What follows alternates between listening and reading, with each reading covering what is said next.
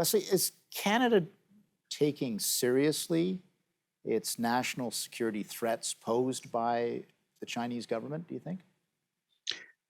Well, that's a good question, Tony. And I would say I'm not sure that we're yet taking them completely seriously. I think we're trying to come to grips with them.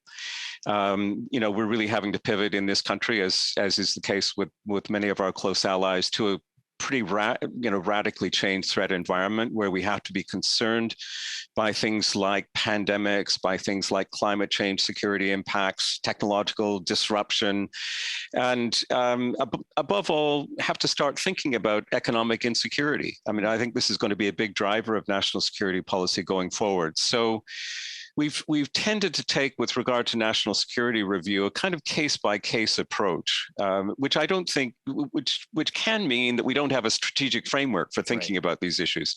I think that's the real problem. I think we're going to have to apply a real strategic framework and stop thinking about this as a kind of, case by case, we'll decide this way in this one and that way in another one.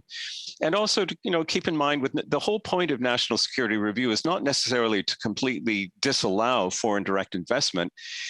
There's lots of flexibility in the Act to create conditions, impose conditions, and mitigations on foreign direct investments so that you can maintain your stature as an open global trading economy while still trying to protect your interests. So I think for those reasons, where you have critical asset takeovers in Canada, it's always good to take the time, do a proper review, give yourself time to think about, can we mitigate this foreign investment, which at the end of the day may be good for Canada if we can keep it, within conditions that are helpful to the Canadian economy.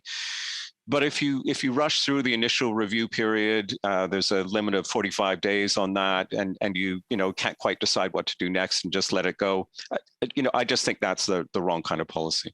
And you mentioned, and this is absolutely true, at the end of the day, it is the politician, the minister reporting to cabinet that makes the ultimate decision on these things. So there is some political accountability there.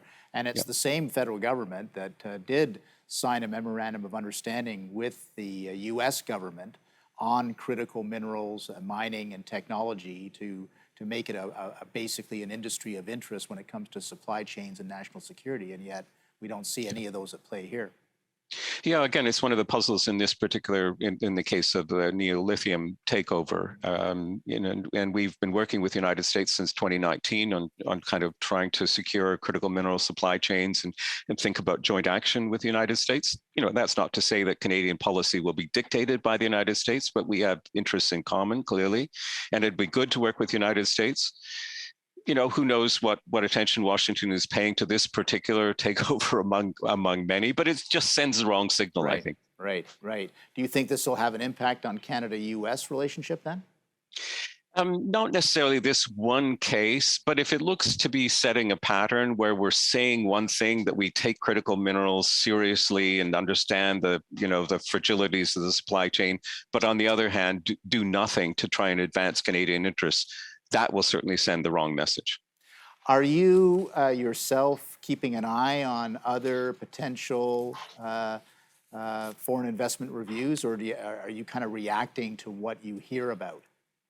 Well, as you'll know, Tony, the way this works, it's quite a secretive process, so that national security review matters are really only communicated to the parties involved in an investment, the party that wants to do a takeover and the party that's subject to a takeover.